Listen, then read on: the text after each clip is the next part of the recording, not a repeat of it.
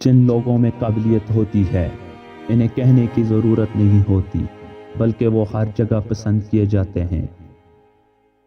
اگر کوئی یہ کوشش کرتا ہے کہ سب اسے اچھا سمجھیں تو وہ بے وقوفوں کا سردار ہے۔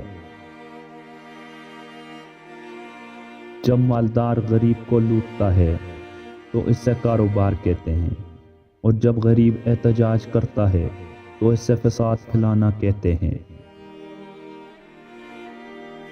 غربت انقلاب نہ لا سکے تو پھر مجرم پیدا کرتی ہے۔